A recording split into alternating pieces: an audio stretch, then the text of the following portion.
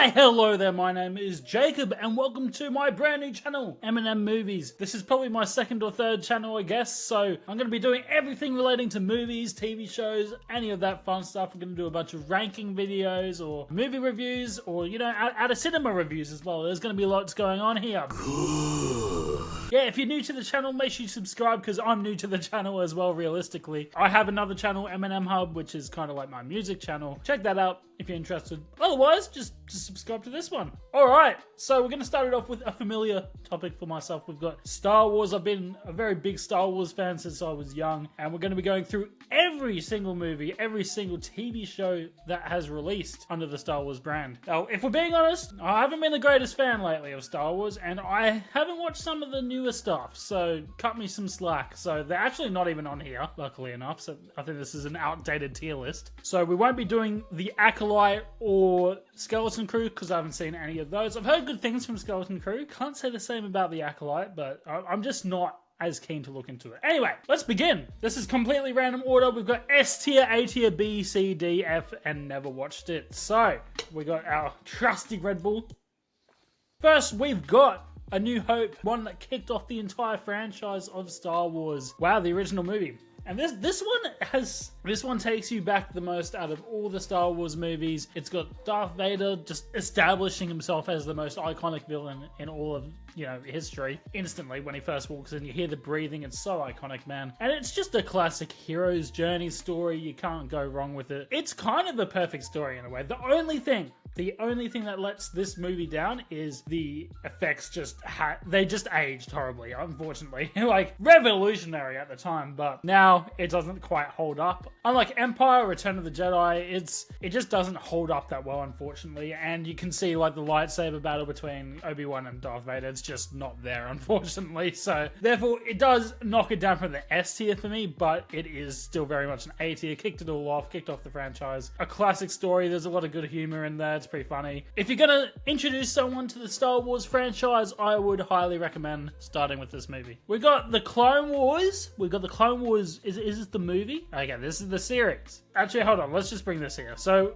we'll judge the Clone Wars movie first. Obviously, they're testing it out. This it's like 2 episodes of a Clone Wars arc essentially, and it's put into this random movie. I don't know why they did this. It's just the story is pretty dumb. Like, no one wants to see Jabba the Hutt's son being, like, looked after by the Jedi. Obviously, you get the first look at Ahsoka and her being, like, Anakin's Padawan, so you have that, but unfortunately, it's just not very good. Like, I'm gonna go D tier. It's just humble beginnings.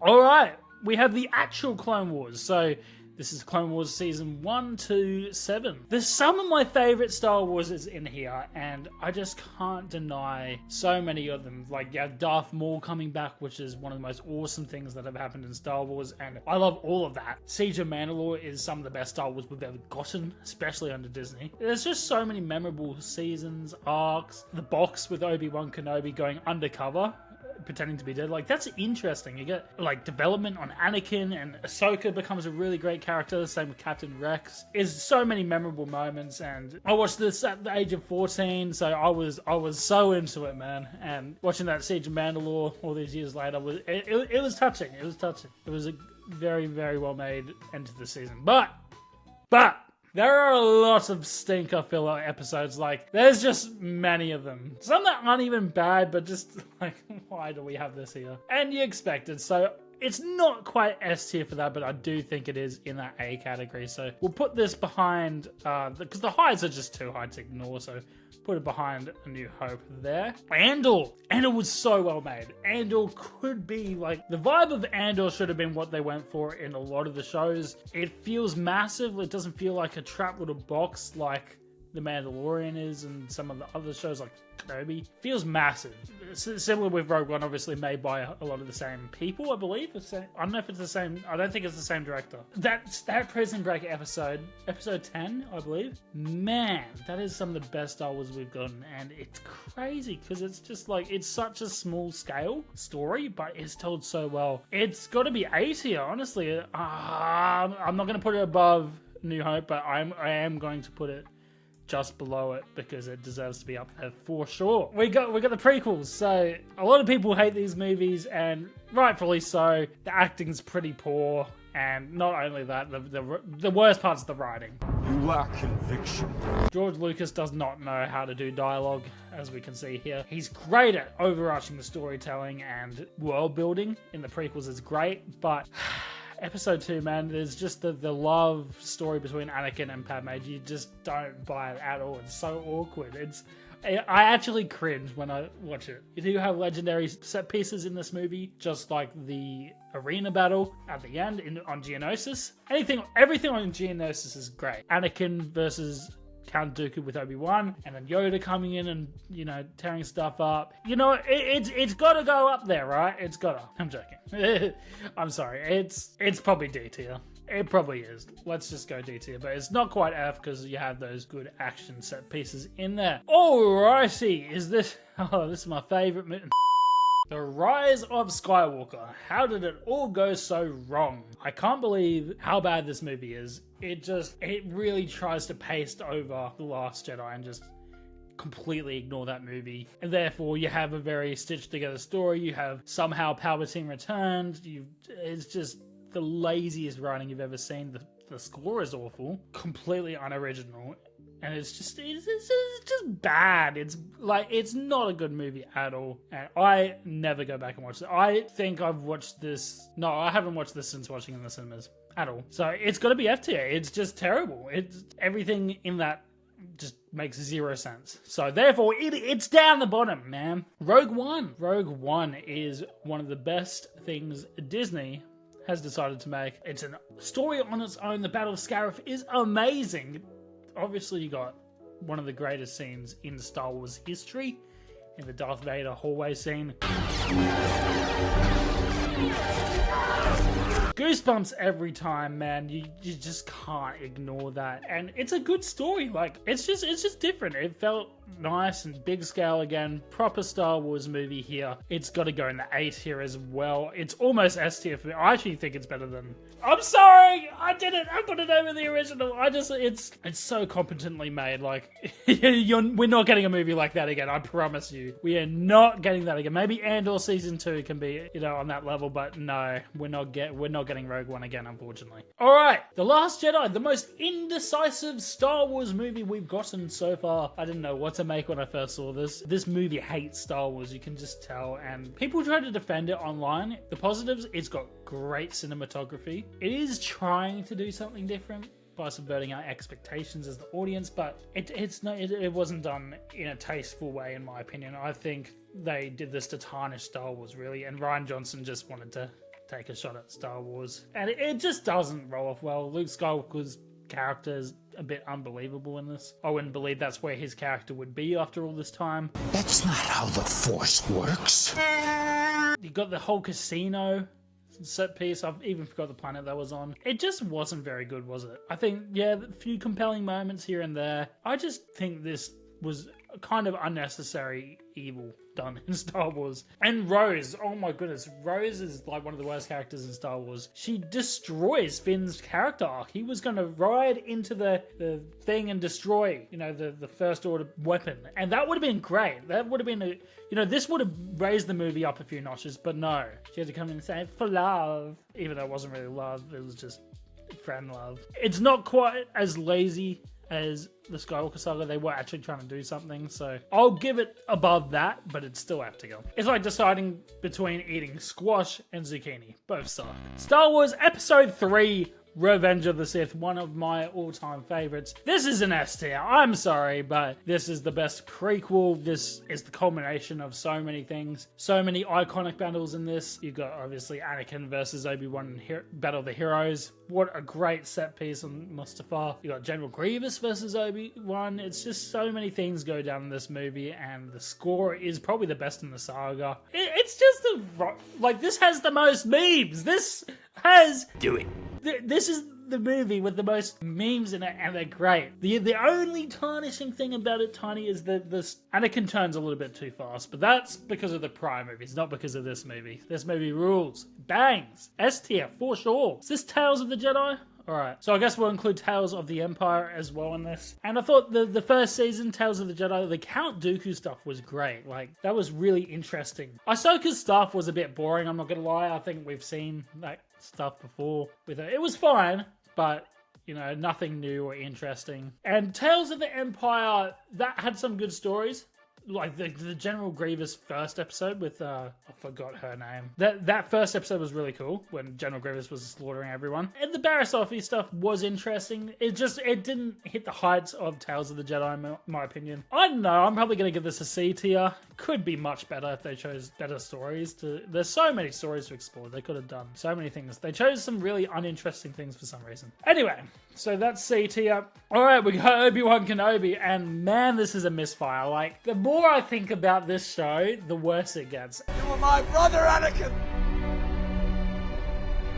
I loved you! Okay, let's talk about the good first. Episode 3, the first meeting between Darth Vader and Obi-Wan was pretty cool. There were a few issues in that as well, but it was alright. Last episode, the fight was cool spectacle. Darth Vader with half his mask off. We've seen it before, but it was still cool. There were good things, but oh my goodness, so many idiotic things happened in this. Number one, the budget is not big enough for an Obi-Wan Kenobi story. Like this, it looks so cheap. The sets look cheap. Princess Leia getting chased by 3 bounty hunters, and one gets stopped by a fern, like in his face. That's how he gets stopped. She's like, oh, I can't get past this.